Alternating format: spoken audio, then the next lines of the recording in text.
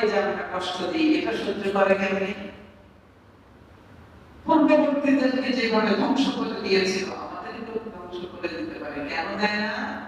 কারণ তুমি নবুয়ত পাও নাই। নাউযুবিল্লাহ।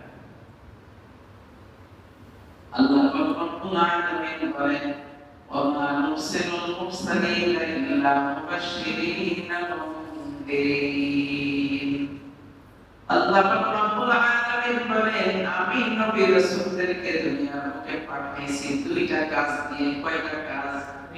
দুইটা কাজ দিয়ে আমি আল্লাহ নবী রাসূলদেরকে পাঠাইছি।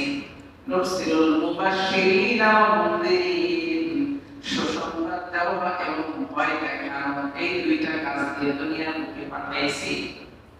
যারা নেক আমল করবে, যারা নেক কাজ করবে, ভালো কাজ করবে, আমি আল্লাহর পক্ষ থেকে তাদের জন্য জান্নাতের সুসংবাদ দিয়ে দাও। আর যারা আমি আল্লাহর জন্য নেক কাজ না করে আমি আল্লাহর সাথে নাফরমানি করবে, শয়তানের রাস্তা দেখবে, শয়তানকে গ্রহণ করে নেবে, আমি আল্লাহর ঘোষণা তাদেরকে জানাইয়া দাও, আমি আল্লাহ তাদেরকে জাহান্নামের আগুনে নিমজ্জিত করব। এই দুইটা কাজ দিয়ে আমি নবী রাসূলদেরকে দুনিয়ার বুকে পাঠিয়েছি। وَيُجَادِلُ الَّذِينَ كَفَرُوا بِالْبَاطِلِ لِيُدْحِضُوا بِهِ الْحَقَّ।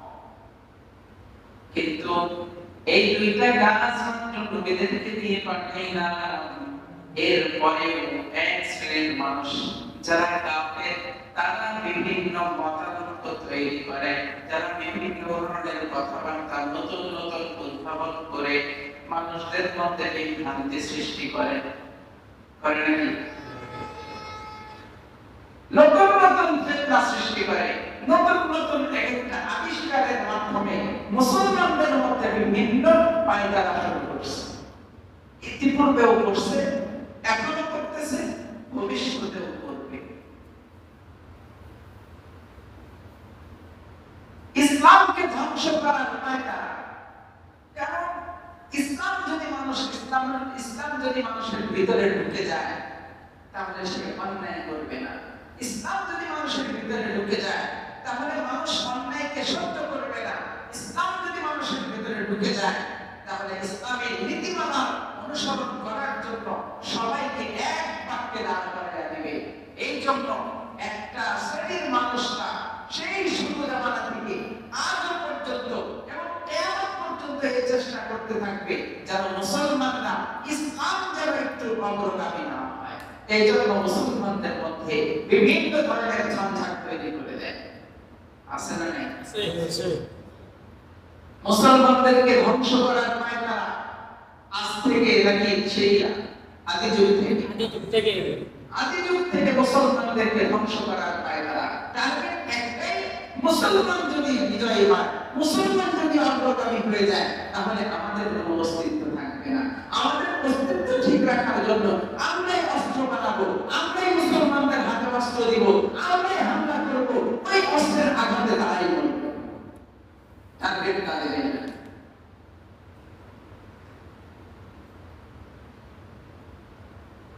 ইসরায়েলের অবস্থা দেখেন, তারা কিভাবে সারা দুনিয়ার মুসলমানদেরকে অত্যাচার করে যাচ্ছে।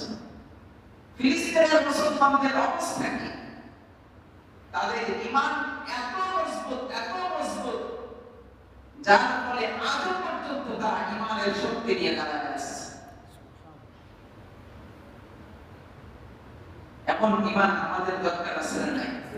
আল্লাহ পাক আমাদেরকেও সেই শক্তিশালী ঈমান গ্রহণ করার তৌফিক দান করেন। আল্লাহ পাক রব্বুল আলামিন বলেন, ওয়া ইউজাদিলুল্লাযীনা কাফারু বিল বাতিলি লিয়ুদহিদু বিহিল হক। আমি নবী রাসূলদেরকে দুইটা কাজ দিয়ে পাঠাইলাম, সুসংবাদ দানকারী এবং ভয় দেখানোর জন্য। জাহান্নামের আযাবের ভয় দেখাবে আর জান্নাতের সুগন্ধিযুক্ত জান্নাতের মধ্যে মানুষকে বসবাস করাবে। এই দুই কাজের জন্য নবীকে পাঠাইলাম, রাসূলকে পাঠাইলাম। পাঠানোর পরেও তারা এর মধ্যে এই দুইটা কাজের মধ্যে গোলযোগ তৈরি করে দিচ্ছে, ঝগড়া তৈরি করতেছে। আয়াতি ওয়া মা উনযিরু হুজুরা। আল্লাহ পাক রব্বুল আলামিন বলেন